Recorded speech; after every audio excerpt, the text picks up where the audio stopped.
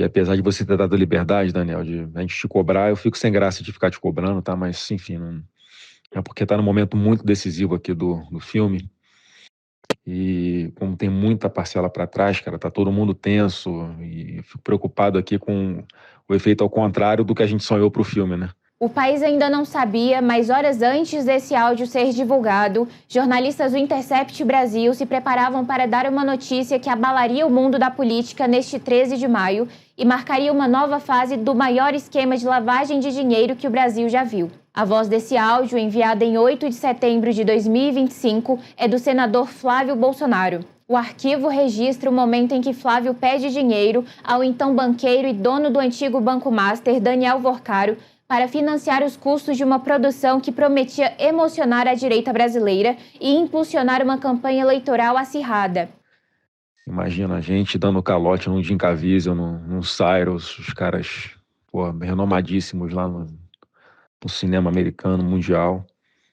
Pô, ia ser muito ruim, né? Todo efeito positivo que a gente tem certeza que vai vir com esse filme pode ter o efeito elevado a -1 aí, cara. Mas o que prometia ser uma chance de sucesso se tornou um escândalo que pode ser uma mancha na campanha do pré-candidato Flávio Bolsonaro à presidência. Na tarde desta quarta-feira, o portal Intercept Brasil divulgou que o dono do Banco Master, Daniel Vorcaro, pagou aproximadamente 61 milhões de reais para financiar o filme Dark Horse, que é uma biografia do ex-presidente Jair Bolsonaro.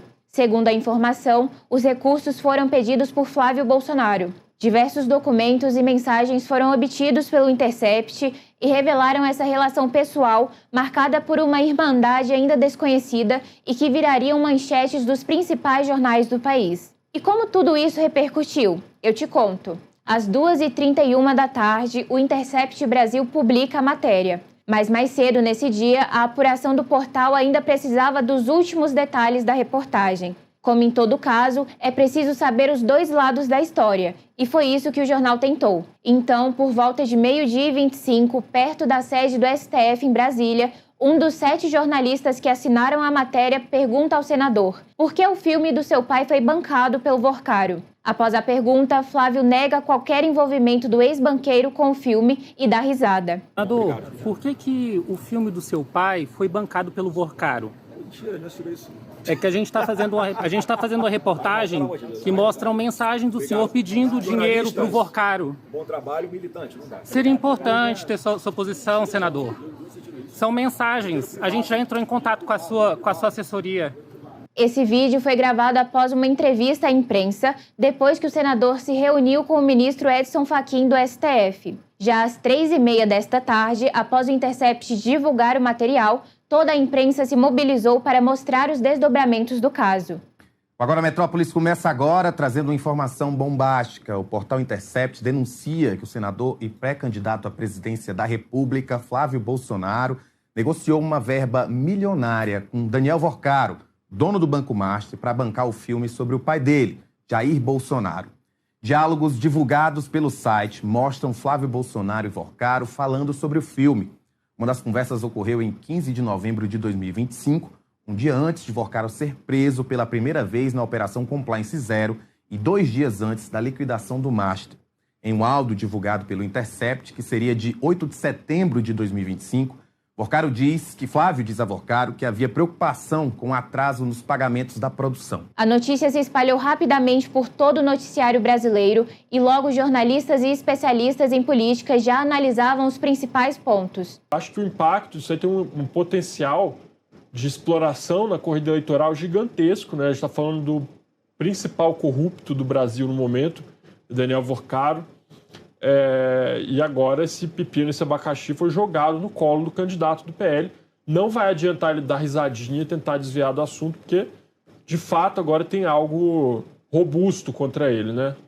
Eu acho que o ponto principal desse caso é a data desse telefonema do Flávio Bolsonaro para o Vorcaro, exatamente um dia antes do Vorcaro ser preso. Então, neste momento, já se sabia tudo que o Vorcaro tinha feito no verão passado.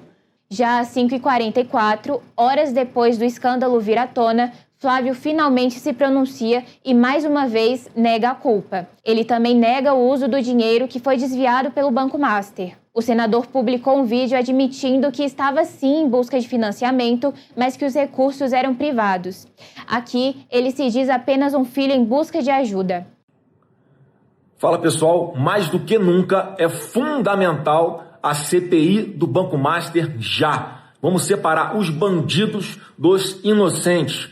Toda essa história que está sendo veiculada agora nada mais é do que um filho procurando investidores privados para fazer um filme privado sobre a história do seu próprio pai. Zero de dinheiro público, zero de lei Rouanet, como esse governo gosta de fazer, gastar dinheiro público para fazer autopropaganda deles mesmos. Eu conheci Daniel Vorcaro em dezembro de 2024. Não tinha mais governo Bolsonaro, não tinha absolutamente nenhuma acusação contra ele. O que acontece é que, com o passar do tempo, ele simplesmente parou de honrar com as parcelas do contrato. Sim, tinha um contrato que, ao ele não pagar essas parcelas, tinha uma grande chance de o filme sequer ser veiculado, do filme sequer ser concluído.